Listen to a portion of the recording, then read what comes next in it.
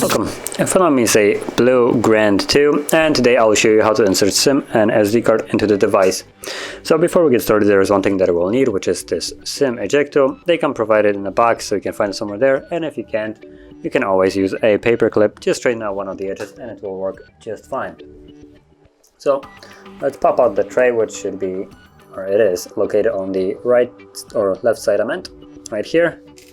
So once you press it in, it will see that the tray pops out and you have space for one SD card and one SIM card. So place each one accordingly, like so, and make sure that they're laying flush in there so we can see that these are.